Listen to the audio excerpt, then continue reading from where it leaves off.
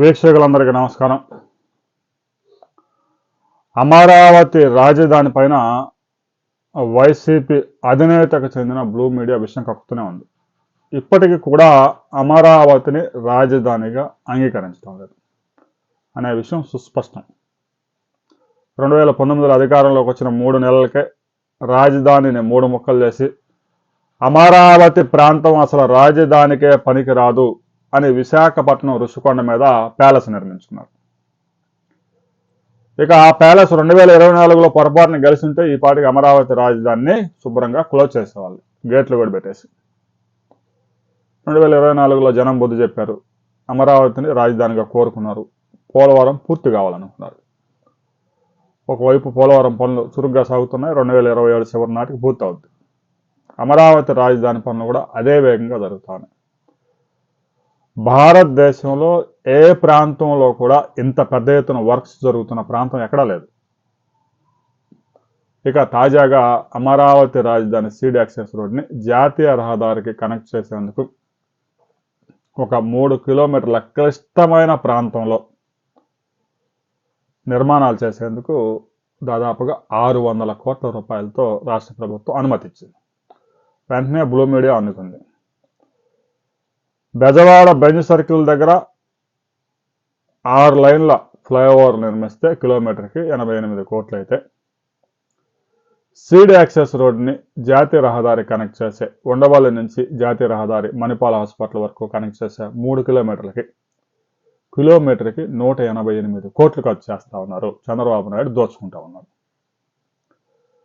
Tenders call చేస్తూ ఉన్నారు, ఆన్లైన్లో పెడతా ఉన్నారు. ఆసక్తి ఉంటే వైసీపీ నేతలకు సంబంధించిన చాలా ఇన్ఫ్రా కంపెనీస్ ఉన్నాయి, వారంతా టెండర్స్లో పాల్గొనవచ్చు. టెండర్స్లో ఫలానా వ్యక్తే పాల్గొనాలి, ఫలానా వాళ్ళు టెండర్స్లోకి రావడానికి అనేది ఏం లేదు. ఆన్లైన్ టెండర్స్ ఎవరైనా పాల్గొనవచ్చు. టెండర్స్ మాత్రం ఒక్కడు కూడా వేయడు. కానీ కిలోమీటర్కి 188 కోట్ల.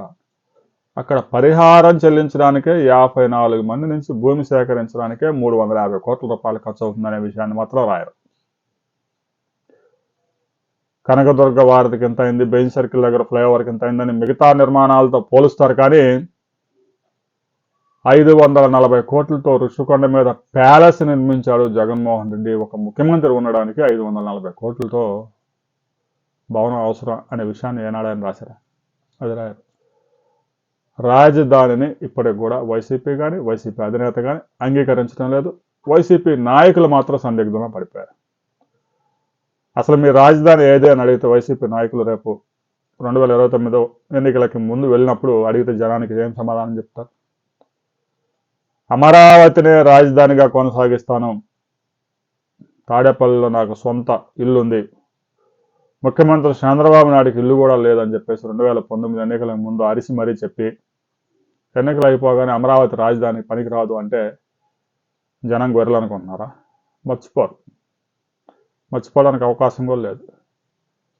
ఇక రాబోయే రోజుల్లో కూడా అమరావతి రాజధానికి సంబంధించి వైసీపీ అధినేత స్పష్టమైన ప్రకటన చేస్తారు అనుకోవడానికి కూడా వీల్లేదు.